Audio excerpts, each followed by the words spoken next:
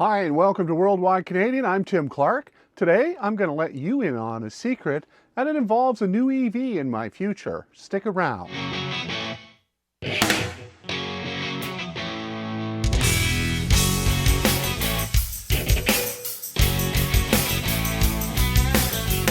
My name is Tim Clark, and I have a background in technology and worked for a long time in news as a reporter. If you can help me to grow my page by liking and subscribing and clicking that bell icon, that would be a no-cost way for you to help me. Well, I've been driving the 2019 Chevrolet Bolt since July 1st weekend.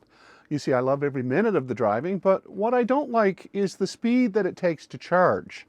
Over the past few videos, I've told you all about the speed to charge during the winter months. It's a bit slow, to say the least, at the so-called fast chargers. I usually start in the 28 kilowatts per hour range and then get a top speed of about 45 kilowatts an hour for a brief time before I hit 55%. What this means is I have to charge to 100% before leaving home so I can make the 200-kilometer distance and back to the better fast chargers. I'm okay in general terms with slow charging because I'm not on a very tight schedule. Yesterday, for example, I had no issues. It was a balmy 2 degrees Celsius or 35 Fahrenheit when I left home. I was also limiting my speed to just 99 kilometers an hour or 61 miles per hour. I actually managed some pretty awesome efficiency at that speed and had 9% left on the battery when I got back to Halifax, which was a total drive of 308 kilometers or 191 miles. While my wife and grandson and I ate lunch, my car charged for 35 minutes, giving me enough distance to complete the trip to my home, where I plugged into my level 2 charger. Not too bad. I guess for the middle of January, our weather changing to warmer overall is a good thing in at least that one regard. Talking about climate change, I want to briefly discuss how slow it feels our transition is going to new green energy solutions.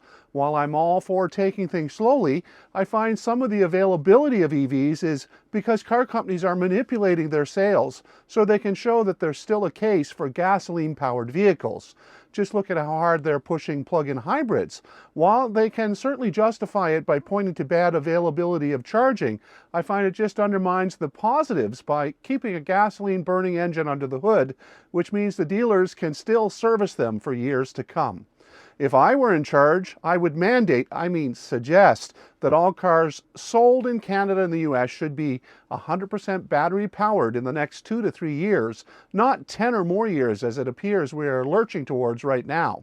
So I'm thinking about obtaining a newer used EV like the Ioniq 5, which will allow me to charge faster when on my trips. The pricing, though, is a bit of a hard pill to swallow. In May of 2022, I had to have a newer vehicle, and I began to look for an EV, but because of COVID, I was unable to find one. All the dealers I talked to told me it would be more than a year in line waiting for anything. I decided at the time to go for a 2022 Kia Sorento EX Plus gasoline, and I took on a huge payment for a car that is wonderful in every respect except for the fuel to run it and the fact that it was not really what I wanted at the time. I now have made the switch to EVs for most of my driving, and this car is relegated to my wife, who puts on about 300 kilometers a month. I now want to trade it in for a reasonably priced EV, but alas, the value of the car is less than the outstanding loan, and I don't like losing that amount of money. Also, the price of EV versions of cars that are out there is not what I would say a bargain. I will, however, probably trade the car as there is more than the cost of the car to take into account. There's the maintenance and fuel costs to consider, and with charging at home, I'm saving a ton of money on charging my Bolt, and that should be the same thing with my new find, which I'll begin to look for today. I'm seeing 1 to 2 year old Ioniq 5s out there with about 40,000 kilometers or 25,000 miles for right around 50,000 Canadian dollars. The problem is that they are mostly in Quebec or Ontario. Can you say win a road trip? I guess there's never going to be a good time to trade in my car, but I'm strongly considering the deals at this point.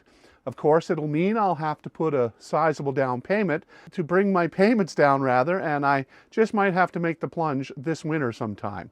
Well, I'll keep you informed on upcoming videos. As for now, I'm looking forward to adding Tesla chargers to my list of options, as I'd love to stop in Enfield, Nova Scotia to charge my Bolt. I hear that may happen sometime in February for GM cars and for Ford. Please reach out and let me know your thoughts in the comments below. I'd love to hear from you. I guess that's going to be all for my update here today. Hope to see you here next time on Worldwide Canadian when I continue to tell you how my search is going. Bye for now.